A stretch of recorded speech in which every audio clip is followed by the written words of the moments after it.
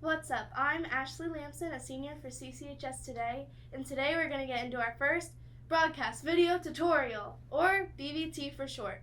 In today's tutorial, I'm going to show you how to do a masking transition like this.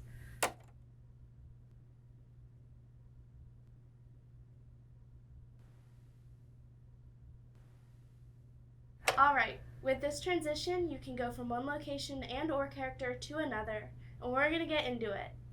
CCHS Today tutorial starts now.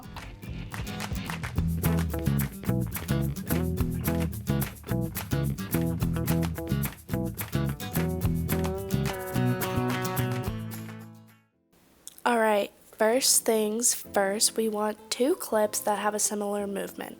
For instance, I do a pan right in this clip, and you can see I have this bar of a railing, and I have it going from slightly off screen right to slightly off screen left.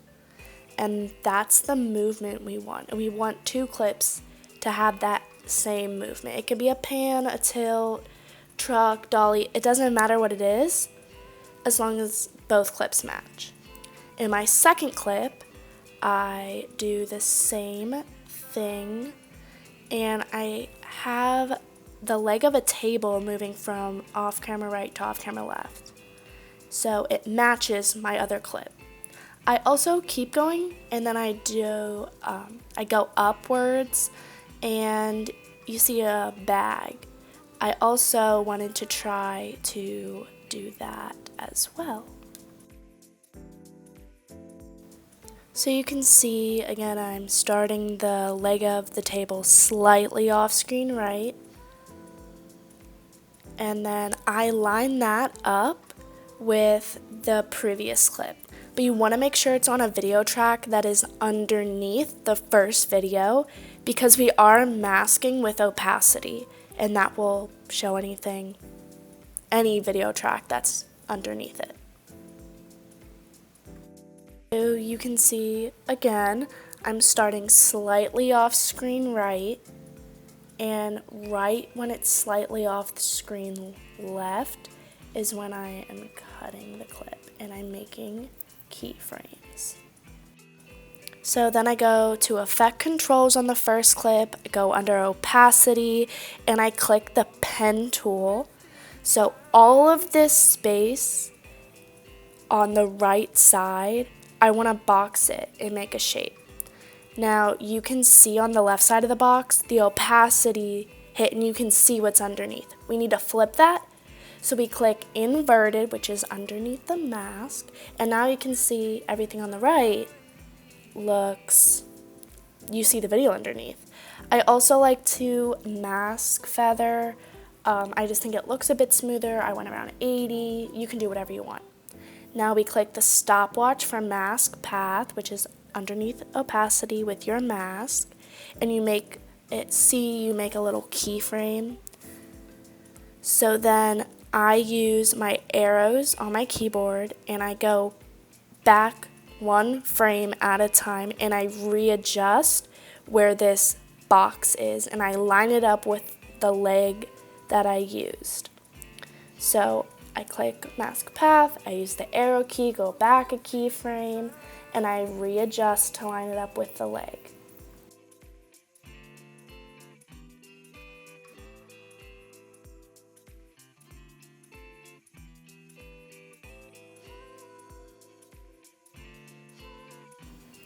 So now you can see when I do the pan, you can see the opacity. However, you can see a little bit that it didn't line up.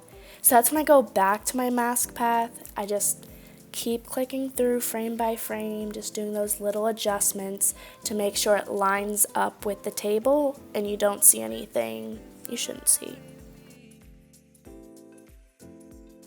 Now, just to show you closer up, I do all of this under effect controls, underneath opacity, and I made a mask with the pen tool.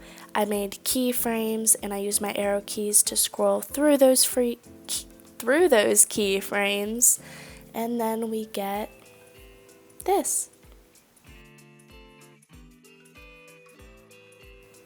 Alright, and just to show you in a bit more detail what I did, I panned right and I masked the effect of opacity. So my first clip, I have all that empty space on the right hand of the railing, and then I have all that space of my subject on the right side of the railing in the second clip. And once we do all the steps that I just showed you, you get this finished product. But now, like I said, I went upward, and you can see the outline of the bag. That's what I'm trying to work with. So I start and I see, okay, where do you start to see the area above the bag? Because that's what I'm trying to mask. So I go keyframe by keyframe, just trying to find the right moment. And now I gotta bump all my videos up a track because I have to put a new clip in. And in this new clip, again, I did the same movement. I went upward, I went up above a chair because I thought that matched the best I could to a bag. And what makes this a bit rougher is it's not linear. It's not straight like the bar that I had the table leg. So now again, I select my second clip in the timeline. I go under Effect Controls, under Opacity, click the pen tool, and I try my best to make an outline of the bag. So later in the video, you're gonna see I keep adjusting these because it's a very wonky shape, and also the pen tool does not always work well with you, so you gotta take it step by step. If you can see again, I had to click inverted, I mask feathered a little bit, and then I made sure to click that little stopwatch next to mask path, which is underneath mask, underneath opacity and effect controls. I use my arrow keys and I go keyframe by keyframe and I readjust my mask. And you can see while I'm doing this, I'm moving the little points on my mask so they line up with the bag.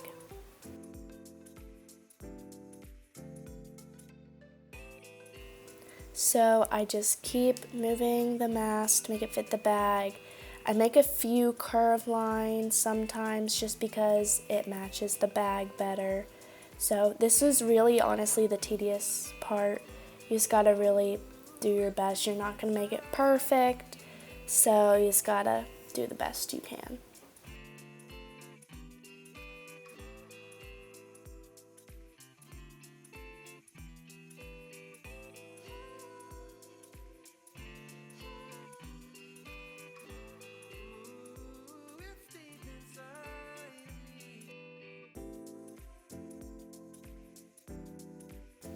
Alright, and then this is what I have. Again, you can see the little parts of the first clip that peek through. So that's when I just want to go back through, use my arrow keys, see where I can line it up just a little bit better. Again, you're not going to get it perfect. That's okay. You just got to do the best you can with what you got.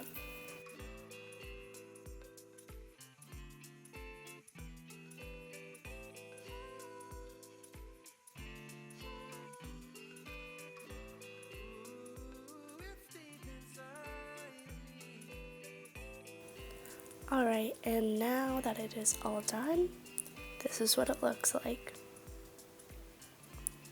So it's really important that you make sure whatever video you have next is on a video track underneath the first one. You want to make sure you line up the clips. So whatever obstacle you're using, like I had a bag in the chair, I had the railing and the table leg, you want to make sure they match up.